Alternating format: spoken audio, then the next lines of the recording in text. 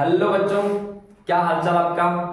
मैं संजय चौहान आपके अपने YouTube चैनल पर आज क्लास 11th का एक इम्पोर्टेंट टॉपिक डॉपलर्स इफेक्ट में लेके आया हूँ। ठीक है, डॉपलर इफेक्ट जो है आपको बहुत बार कंफ्यूज कर देता है और इसके न्यूमेरिकल सोल्व करने में बार बार प्रॉब्लम आती है। तो मैं यहाँ पे ट्राई करूंगा कि आपको ये अच्छे से समझ में आए। ठीक है, स्टेप बाय स्टेप इसकी कुछ जो फॉर्मूला होता है, फॉर्मूला एक होता है लेकिन वो एक फॉर्मूले से कई फॉर्मूले बन जाते हैं। तो कई फॉर्मूले जो बनते हैं, कौन सा फॉर्मूला कब लगाना, ये चीज हमारे लिए इंपॉर्टेंट होती है।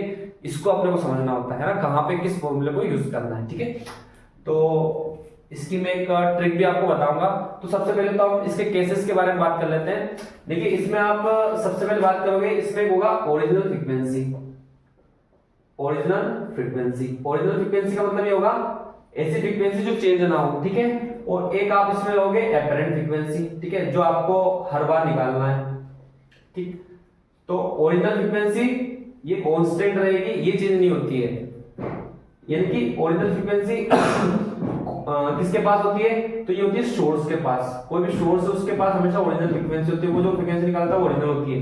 ठीक है, जो ऑब्जर्वर होता है, ऑब्जर्वर के पास जो फ्रीक्वेंसी पहुंचती है उसको बोलते हैं अपन एपरेंट फ्रीक्वेंसी। ठीक है, तो सबसे पहले तो क्लियर होना चाहिए। ठीक है, ओरिजिनल फ्रीक्वेंसी जो सोर्स निकालेगा, साउंड प्रोड्यूस करने वाले, जैसे कोई कार, बस, कोई लाउड स्पीकर, ये सब क्या रहेंगे, ये ट्रेन वगैरह, बस, ये सब क्या रहेंगे, ओरिजिनल फ्रीक्वेंसी निकालेंगे। लेकिन जो ऑब्जर्वर है, जो सुनने वाला, जैसे आप और मैं, ये सब जो सुनेंगे वो एपरेंट फ्रीक्वेंसी सुनेंगे, और इसका ही आपको फॉर्मूला निकालना है। ठीक है, तो अब आपको फ्रीक्वेंसी के बारे में थोड़ा पता होना चाहिए। फ्रीक्वेंसी क्या होती है, तो फ्रीक्वेंसी एक तरह का नंबर होता है।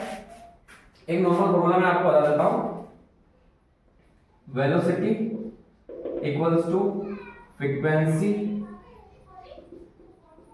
Into wavelength. ठीक है, तो वेलोसिटी इक्वल्स टू फ्रीक्वेंसी और वेवलेंथ को लैम्डा से रिप्रेजेंट किए। देखो यहाँ पे जो हम ओरिजिनल वेलोसिटी लेंगे, तो ये वेलोसिटी जो होती है ये आपकी हमेशा क्या रहेगी, फिक्स रहेगी। फ्रीक्वेंसी भी यहाँ पे क्या रहेगी, फिक्स रहेगी। किसकी फिक्स रहेगी, जो आपका सोर्स रहेगा। लेकिन एपरेंट फ्रीक्वेंसी वो, हाँ, साउंड की जो फ्रीक्वेंसी तो चेंज हो जाती है, कितनी ज्यादा है कम सुना रही है। ठीक है, वो हम यहाँ पे देखेंगे, वो चेंज हो जाएगी। और वेवलेंथ जो रहेगी वो कहीं पे चेंज हुई, कहीं पे चेंज नहीं होगी। तो वेवलेंथ वाला केस तो आपका इसमें आपको देखने को मिलेगा नहीं, वेवलेंथ देखने को मिलेगा नहीं। लेकिन हम जब इसको समझेंगे तब आपको ध्यान रखना है कि जब फ्रीक्वेंसी इंक्रीज होगी तो वेवलेंथ हमेशा डिक्रीज होगी। ठीक है, और जब फ्रीक्वेंसी डिक्रीज होगी तो वेवलेंथ क्या होगी, इंक्रीज होगी। ठीक है, तो ध्यान से देखना। जैसे कोई भी ट्रांसवर्स वेव में ले लेता हूं, ट्रांसवर्स वेव्स यहाँ पे देखो, ध्यान से, एक ये है और एक है ये। इसमें फ्रीक्वेंसी क्या, वेवलेंथ क्या है। तो ये जो क्रेस्ट है, दोनों, इन दोनों क्रेस्ट के बीच की जो डिस्टेंस है वो आपकी वेवलेंथ है। यहां पर भी दोनों क्रेस्ट के बीच की डिस्टेंस क्या है, वेवलेंथ है। ठीक है, फ्रीक्वेंसी क्या है, तो number of oscillations in 1 second, number of oscillations in 1 second. ठीक है, ये क्या हो जाएगी आपकी, इज कॉल्ड फ्रीक्वेंसी। ठीक है, तो 1 सेकंड में कितने ऑसिलेशन, जैसे इसने एक कंप्लीट साइकिल करा, एक 2 साइकिल इसने कर दिए। 1 सेकंड में कितने कर दिए, 2 साइकिल। लेकिन इसने क्या किया, 1 सेकंड में 1, 2 और 3 साइकिल कर दी कंप्लीट। तो इसकी फ्रीक्वेंसी कितनी है, इसकी फ्रीक्वेंसी है 3, इसकी फ्रीक्वेंसी कितनी है, इसकी है 2। ठीक है, तो इसका मतलब ये हुआ कि जिसकी फ्रीक्वेंसी ज्यादा है, जिसकी फ्रीक्वेंसी ज्यादा है उसकी वेवलेंथ क्या है, कम। ठीक है, यानी कि इसका लैम्डा की वैल्यू क्या है, कम। ध्यान से देखना, इसने 1 सेकंड में यहां से स्टार्ट किया, इसका कंप्लीट साइकिल 1, 2 साइकिल इसने कर दिए 1 सेकंड में। 1 सेकंड में कितने कर दिए, 2 साइकिल। तो इसकी फ्रीक्वेंसी होगी 2। इसने किया 1, यहां जहां से स्टार्ट किया और ये यहां तक कंप्लीट हो जाएगा 1, फिर ये 2, इस तरीके से है ना, या वहीं तक ले लो इसको, यहां से लेके यहां तक इसका क्या हो जाएगा, यहां से लेके यहां तक है ना, ये इसका 1 हो जाएगा साइकिल, ये इसका 2 साइकिल हो जाएगा। ठीक है, ये हो जाएगा इसका 3 साइकिल। ठीक, तो मतलब इसने कंप्लीट साइकिल कितने कंप्लीट साइकिल किए, 3। इसने कितने किए, 2। तो इसकी फ्रीक्वेंसी क्या, 2। इसकी कितनी है, 3।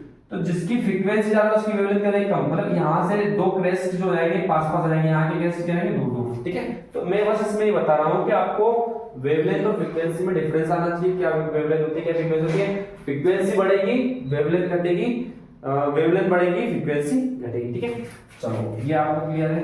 अब हम आते हैं डॉपलर इफेक्ट पर। डॉपलर इफेक्ट क्या होता है? मैंने बताया इसमें क्या होता है कि फ्रीक्वेंसी हम निकालते हैं। ठीक है, जैसे एक ट्रेन आएगी, आप किसी प्लेटफॉर्म पे खड़े हैं, एक ट्रेन आएगी, तो ट्रेन जब आएगी तो उसका साउंड आपको कैसा सुनाई देगा? वो आपको बिल्कुल तीक्ष्ण साउंड सुनाई देगा, इंटेंसिटी उसकी ज्यादा रहेगी, है ना, उसकी तीक्ष्णता ज्यादा रहेगी, है ना, बहुत ज्यादा आपको सुनाई देगा। लेकिन जब वो आपको क्रॉस करके जाएगी तो उसकी तीक्ष्णता कम होती जाएगी। ठीक है, इसका मतलब ये कि जब आपके पास कोई साउंड आ रहा है ना, जो सोर्स है वो आपके सामने से निकल के जा रहा है, तो जब वो आ रहा है उस कंडीशन में उसकी तीक्ष्णता यानी कि उसका पतलापन ज्यादा रहेगा। जैसे आप मच्छर का देख सकते हैं ना, मॉस्किटो क्या करता है, वो उसकी जो साउंड होता है वो पतला होता है, तीक्ष्णता ज्यादा होती है ना, अपने को कानों पे इफेक्ट ज्यादा डालता है अगर वो बिल्कुल आपके कान के पास में चिल्लाए। ठीक है, लेकिन इसके कंपेयर में जैसे कोई जानवर चिल्लाता है तो उसकी आवाज जो होती है तीक्ष्णता कम होती है लेकिन मोटाई ज्यादा होती है। इसका मतलब हुआ कि जब कोई कार या बस या ट्रेन जब आपके पास आती है तो तीक्ष्णता ज्यादा है, मतलब उसकी फ्रीक्वेंसी ज्यादा है, उसकी पिच ज्यादा है ना, अपन बोल सकते हैं श्रिलनेस उसकी ज्यादा है। लेकिन जब वो निकल के दूर जाता है तो श्रिलनेस कम हो जाती है, फ्रीक्वेंसी कम हो जाती है, पिच कम हो जाती है, और बढ़ता क्या है? सिर्फ वेवलेंथ बढ़ती है, सॉरी सब कम हो जाता है, फ्रीक्वेंसी, हाँ वेवलेंथ बढ़ता है, फ्रीक्वेंसी भी जाती है कम। ठीक है, सारी चीजें बढ़ेगी, वेवलेंथ कम रहेगी, और सारी चीजें घटेगी, वेवलेंथ बढ़ेगी, सिर्फ वेवलेंथ इसमें बढ़ती है। ठीक है, तो जब भी कोई ऑब्जेक्ट आपके पास आएगा सोर्स, तो उसकी हर चीज क्या रहेगी? इंक्रीज होगी। जैसे पिच, श्रिलनेस, फ्रीक्वेंसी। ठीक है, और उसका पतलापन भी उसका क्या हो जाएगा? इंक्रीज हो जाएगा। जैसे दूर जाएगी तो उसका मोटापन बढ़ेगा, मोटापन उसकी मोटाई जो है साउंड की मोटाई बढ़ेगी, और सारी चीजें कम हो जाएगी, पिच कम, फ्रीक्वेंसी कम, और साउंड भी आपको क्या होगा? कम सुनाई देगा। ठीक है, इस तरीके से। तो इसकी डेफिनेशन क्या हो सकती है? Apparent change, the apparent change in frequency due to relative motion between source and observer। ठीक है, ये डेफिनेशन हो जाएगी सिंपल सी। The apparent change in frequency, frequency में चेंज होगा due to relative motion between source and observer. Observer source के बीच में रिलेटिव मोशन होगा, यानी कि एक रेस्ट पे रहेगा, दूसरा चलेगा, एक पास आएगा, एक दूर जाएगा, तो बहुत सारे केसेस हैं, लेकिन 3 केसेस में हम इसको स्टडी करेंगे। 3 केसेस मेन रहेंगे इसके। तो 3 केसेस में सबसे पहला वाला जो केस रहेगा, इस केस की अगर हम बात करें तो इसमें एक आपका सोर्स रहेगा। ठीक है, एक इसमें रहेगा आपका ऑब्जर्वर। ठीक है, सोर्स को हम एस से डिनोट कर देते हैं, ऑब्जर्वर को ओ से डिनोट कर देते हैं। यहाँ पे सोर्स जो रहेगा वो क्या करेगा? दोनों रेस्ट पर रहेंगे ना, ये भी किस पे रहेगा? रेस्ट पर, बोथ आर रेस्ट, दोनों क्या रहेंगे? रेस्ट पर रहेंगे। ठीक है, इसके बाद जो फ्रीक्वेंसी जो निकाल रहा है तो वो निकाल रहा है कितना? ए फ्रीक्वेंसी निकाल रहा है, इसको हम बोलेंगे ओरिजिनल फ्रीक्वेंसी। ठीक है, ये हो गई है इसकी ओरिजिनल फ्रीक्वेंसी। इसका काम है सुनने का काम, तो क्या सुनेगा ये? तो ये सुनेगा एपरेंट फ्रीक्वेंसी, एपरेंट फ्रीक्वेंसी। ठीक है, एपरेंट फ्रीक्वेंसी। ठीक है, अब देखो दोनों रेस्ट, ये भी रेस्ट पर, ये भी रेस्ट पर, यानी कि यहां से जो इसने फ्रीक्वेंसी प्रोड्यूस की, मान लो इसने फ्रीक्वेंसी प्रोड्यूस की कुछ इस तरीके से, ठीक, तो इसको क्या सुनाई देगी? तो इसको भी सुनाई देगी, सेम फ्रीक्वेंसी इसको सुनाई देगी, कोई चेंज यहाँ पे नहीं रहेगा। इसका मतलब ये हुआ कि जो एपरेंट फ्रीक्वेंसी इसको एफ डैश से डिनोट कर देते हो, F equals to F dash. पहला केस हो गया। ठीक है, जो फ्रीक्वेंसी इसने प्रोड्यूस की वही इसको सुनाई देगी, क्योंकि दोनों रेस्ट पर है। इस केस में फ्रीक्वेंसी में कोई चेंज नहीं होगा। ठीक है, ओरिजिनल फ्रीक्वेंसी तो हमेशा फिक्स रहती है, ये तो चेंज होती नहीं है। एपरेंट फ्रीक्वेंसी थोड़ी सी बढ़ के या घट के, सिर्फ ये होगा, या तो थोड़ी सी ज्यादा सुनाई देगी, कम सुनाई देगी, इसके अलावा कुछ नहीं होगा, ज्यादा सुनाई देगी या कम सुनाई देगी। तो दोनों ही केस, इस पहले वाले केस में क्या, तो फ्रीक्वेंसी क्या हुई? सेम। अब इसमें हम बात करते हैं पिच की। पिच को हम क्या बोल देते हैं? श्रिलनेस भी बोल देते हैं। है ना। कभी कभी क्या इसको क्या बोलते हैं, पिच को बोलते हैं स्टिलनेस। तो पिच और स्टिलनेस ये क्या रहेगा, तो सेम रहेगा। पिच स्टिलनेस मतलब इसका जो पतलापन है, पतलापन है ना, तीक्ष्ण, पतलापन को बोलते हैं तीक्ष्ण, जो अपने को सुनाई देती है ना तीखी, इसका तीखापन, तो वो भी क्या रहेगा, सेम रहेगा, मतलब चेंज कुछ भी नहीं हुआ। ठीक है, तो मैं इसमें लेमडा की बात कर देता हूँ वेवलेंथ की, तो वेवलेंथ भी क्या रहेगा, दोनों का क्या रहेगा, सेम रहेगा। पहले वाले का मतलब कि ओरिजिनल का और इसको सुनने वाले का भी रहेगा सेम। केस नंबर सेकंड की हम बात करते हैं। केस नंबर सेकंड में हम इसको रेस्ट कर देते हैं, इसको मोशन में कर देते हैं। ठीक है, तो यहाँ पे जो आपका सोर्स है वो कहाँ है, ये मूविंग कंडीशन में ऑब्जर्वर क्या कर रहा है, ऑब्जर्वर को थोड़ा दूर बना देते हैं, ये ऑब्जर्वर है आपका, ये रेस्ट पर है, ऑब्जर्वर है रेस्ट पर और ये कर रहा है मूव। ठीक है, इस डायरेक्शन में क्या कर रहा है, मूव कर रहा है। ओके, इसके पास फ्रीक्वेंसी क्या है, ये फ्रीक्वेंसी प्रोड्यूस करेगा, फ्रीक्वेंसी ओरिजिनल फ्रीक्वेंसी इसके पास है, तो ये प्रोड्यूस करने का मिलेगा। तो ओरिजिनल फ्रीक्वेंसी कुछ इस तरीके से, ठीक है। जब ये साउंड ऑब्जर्वर के पास पहुंचेगा तो इसका मतलब ये मूव करते इसके पास आ रहा है, तो साउंड इंक्रीज होगा, मतलब इंटेंसिटी इंक्रीज होगी, स्टिलनेस इंक्रीज होगी, पिच इंक्रीज होगी, सब कुछ इंक्रीज होगा, मतलब अब फ्रीक्वेंसी भी इंक्रीज होगी। तो देखिए फ्रीक्वेंसी कैसे इंक्रीज होगी, कुछ इस तरीके से इसको सुनाएगी।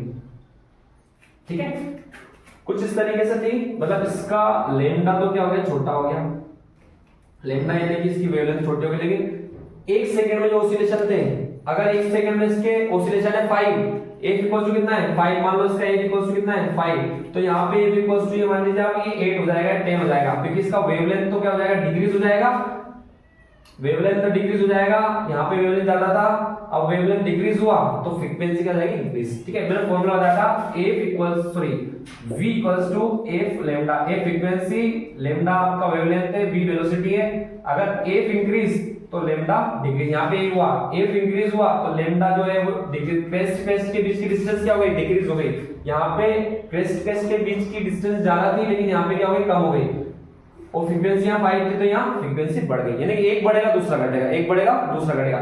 ठीक है, तो मैं यहाँ पे लिख देता हूं कि f जो है original frequency is less than f dash, apparent frequency क्या रहेगी, कम। पिच की बात करते हैं, पिच भी किसके साथ चलेगी, फ्रीक्वेंसी के साथ चलेगी, स्टिलनेस भी इसके साथ चलेगी, स्टिलनेस भी चलेगी इसके साथ चलेगी, लेकिन लैम्डा किसके साथ चलेगा, लैम्डा इसके अपोजिट रहेगा, यानी कि लैम्डा क्या जाएगा, पहले वाले का ज्यादा है और बाद वाले का क्या हो गया, कम हो गया। ठीक है, केस नंबर 3 की हम बात करते हैं। केस नंबर 3, तो मैं यहां पे ले लेता हूं केस नंबर 3 को। केस नंबर 3 ये है कि अब हो सकता है कि सोर्स जो दूर जा रहा हो, ठीक है, अवे फ्रॉम, है ना, ये क्या कर रहा है, दूर जा रहा है, किससे दूर जा रहा है, ये आपके ऑब्जर्वर से क्या जा रहा है, दूर जा रहा है।